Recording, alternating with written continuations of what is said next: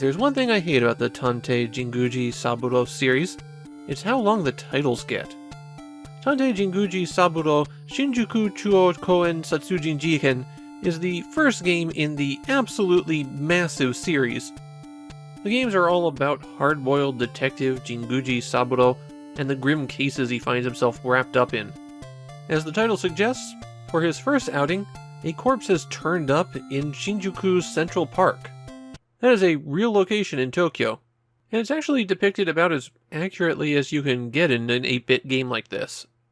The victim is a hostess at a nearby bar, and apparently she was murdered in the center of the park and left there, despite the park being busy even in the evening. In case you couldn't tell, the plot here is definitely targeted at adults. Similar to other adventure games at the time, the interface is a menu of commands. Hitting A will select what you have highlighted, and hitting B will take you to the next page of commands, assuming that there's more than one page. Besides the usual go, talk to, and inspect commands, there's also things like smoke and threaten. You can also end your investigation for the day. You have 30 days in which to solve the case, and the only way to advance time is to stop your investigation. This is only useful at one point during your investigation, which means it's really difficult to see the bad ending. That time advancement is one of the most infamous things about this game, because at one point in the investigation, you have to meet the policeman who found the body. But first you have to find the police station. When you're investigating in the park, you've got an overhead view where you can walk around and talk to people, and the park's police station is an invisible square on this map. You have to inspect the correct square, and when you get there, the cop might not be on duty that day. So you have to advance the day until he is available. Now besides that annoyance, Shinjuku Chuou Kouen Satsujin Jiken is mainly remembered for one thing: the absolutely absurd solution to the mystery. I'm not going to spoil it here. Giving away the solution to a mystery would just be rude. But I will say, it's something that will make you go, huh?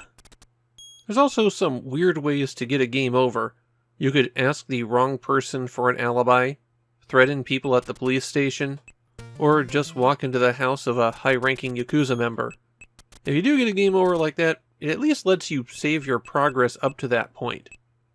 Naturally, as the first game in the series, there's lots of sequels here, and I'm going to talk about one more of those on the disk system before Jinguuji makes the jump over to cartridges.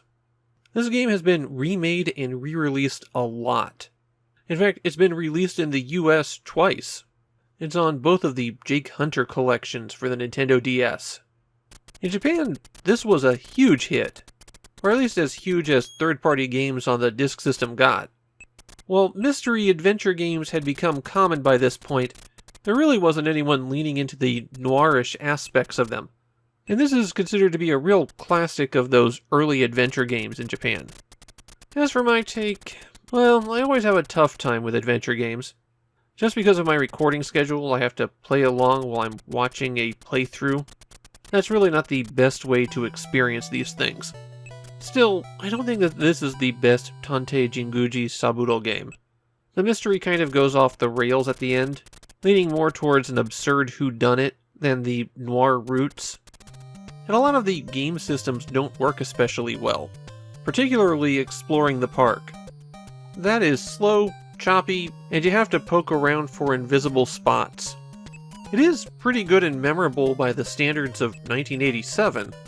I can see why it caught on, but I think I'd play one of the later games in the series before this one.